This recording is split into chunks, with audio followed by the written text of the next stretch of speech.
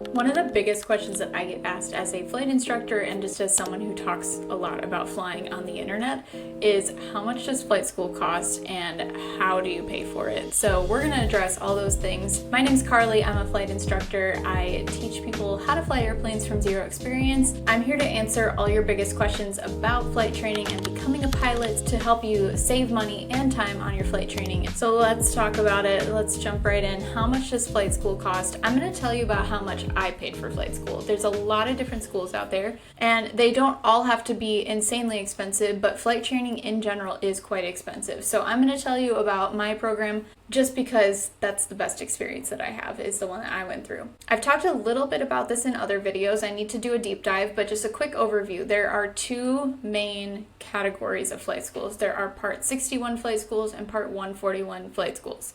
This just refers to the rules and regulations that govern how that program is run. So I went through what is known as a 141 school, where the system and the syllabus is very regimented and specific, and things have to be done in a certain order at a certain time.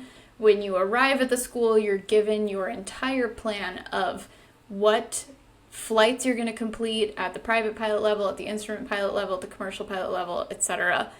You're going to know in advance how long each of those flights will take, what maneuvers and things you're going to learn in that flight. It's highly, highly specific. Along with a lot of these 141 programs, what happens when you start is they give you the lump sum total of what this is going to cost you. My program, I'd have to double check. It was either $94,000 or $96,000. It's a very large, very, very large number, very expensive number. And I knew going into it that I don't have $100,000 in cash. I'm gonna have to finance a good portion of this. A lot of people do.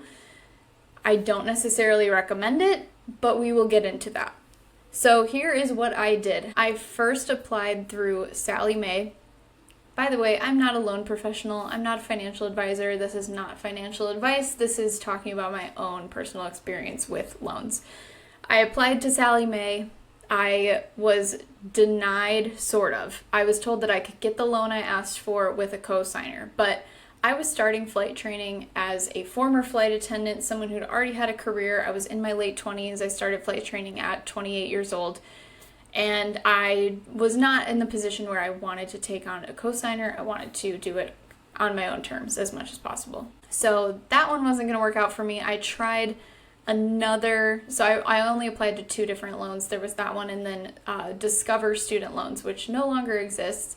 They have since passed along their existing loans to a company called First Mark Services. And I don't know if First Mark Services is taking on new loan applicants or if they have just absorbed everything from what was Discover Student Loans. But at the time, in late 2021, the airline program that I was going through had a couple different loan partner options, and that was one of them. So that's the one that I applied to. I got accepted for $80,000 through Discover Student Loans. The remaining part of it I covered through scholarship money, personal savings, and support from my family. So now let's talk about how I survived in flight school when I didn't have an income for a year and a half. I have a background in art. I got my bachelor's degree in art, which might be shocking if you're just now getting to know me.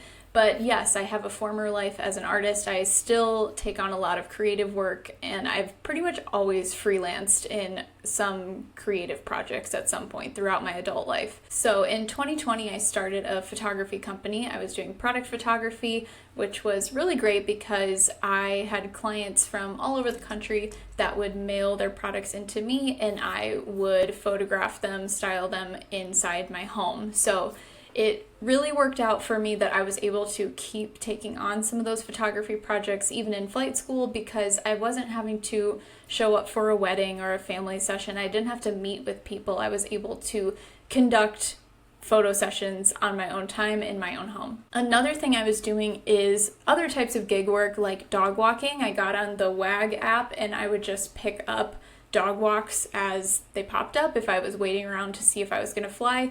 So this is another thing about how my school operated. I worked on pretty much a on-call basis for the entire time that I was in flight training. What that means is that Every single day, I didn't know my schedule until about 4 p.m. Around 4 p.m., I would check my scheduling app to see if I had a flight, a lesson scheduled for the next day, and if so, I would show up for it, obviously. But there wasn't a consistent schedule that I could rely on, so it was not only frowned upon, but highly discouraged to have a regular job outside of flight training. This is considered a full-time program, and the school wants your full-time availability. So any kind of job where you have to have a dedicated schedule or hours that are scheduled in advance is just not going to work. It's not a good fit for this type of program. So the more that you can take on gig work or freelance, things that you can do on your own time and aren't on a set schedule, that is the best way to continue making money while you're in flight school. Other great types of jobs that you can take on that are relevant to flying are the type of jobs you're going to get by just walking around the airport and shaking hands. The aviation industry is so small and everybody knows everybody, especially at the local level. So going around your airport, just meeting people, talking to the FBO. The FBO is the fixed base operator. It's just the general aviation terminal. So there's usually a small team that works there. So they are the ones that you're going to want to meet first if you're looking for a job on the airport. Other things you can do, though, you can walk around to open hangars and just volunteer to wash people's airplanes. Even just walking around, meeting people, getting advice, hearing stories, all of it is going to benefit you in the long run as you get your foot in the door in the aviation industry. Now let's talk about scholarships. I got a $5,000 scholarship through an organization called Women in Aviation. That is it's an annual membership that you can join as a pilot, as a student pilot, or even as just an enthusiast, just someone who is enthused about women in aviation. You don't have to be a woman to join. You can be anyone, but it is mostly women that are members and that attend the annual conferences. So this is a great place to find scholarships, aviation memberships, aviation organizations. Again, it's a way to network and get to know people, but it's also going to open you up to possible scholarship opportunities and just networking with your community. So I'm going to drop some organizations I recommend in the description below. I don't have personal experience with all of these, but these are just well-known organizations that I know offer scholarships that are well worth your time to look into and consider joining. I'm also a member of the 99s, which is another group for female pilots. They have local chapters. WAI also has local chapters, as well as AOPA, which is Aircraft Owners and Pilots Association, and EAA, which is the Experimental Aircraft Association.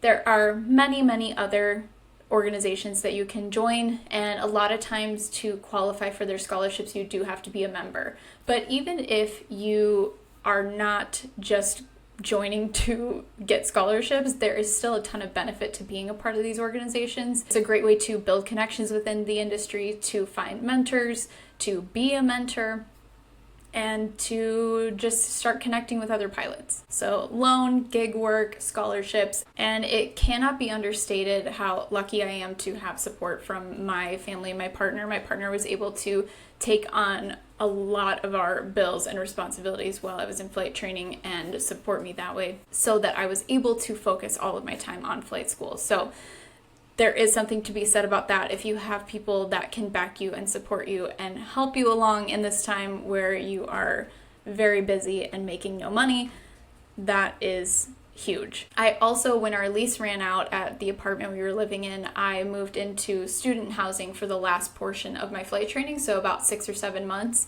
and that saved a ton of money in the long run because the rent was probably like a quarter as much as the rent on our apartment. So it wasn't glamorous, it wasn't luxury living, it was me and 3 roommates in a small old apartment, but the money I saved was well worth it, and it also put me a lot closer to the school, so it made my commute to the airport a lot easier. Now, if I were to go back and do it all again, what I recommend to people is to keep working as long as you can. Pay out of pocket for your private if possible. So if that means you have to wait a little while to start, I would recommend doing that, just because going straight into a 141 or a fast track program from zero experience is the most expensive way to do it. I didn't really know my options very well at the time, so I thought, I'm just gonna go somewhere that can get me through all of it. Knowing what I know now, I would have kept my job as a flight attendant and pieced together my private pilot certificate, even if it took me a year, 2 years to get through it, and then maybe consider a 141 after that. I probably could have paid closer to 15 grand for my private pilot, where when I got the itemized total for my flight school, it was 30 or 35,000 for private pilot alone. So there are definitely ways to do it cheaper than that. The more you can pay out of pocket, the better, because the bigger loan you have to take out, the longer you're going to be paying that back, the more interest is accrued. It's just a financial nightmare. So that is my little word of advice. Again, I'm not a financial advisor. You can do whatever you want with your money. That's just my 2 cents, what I would do different. If you liked this video, if you found it helpful, please let me know, drop a comment below. Also let me know what other questions you have that you think I might have the answer to. I always want to be making content that is helpful to you, that supports your training, and ultimately saves you time and money that I wish I would have saved for myself. Thank you so much for watching. I drop new videos every Tuesday. I will see you in the next one.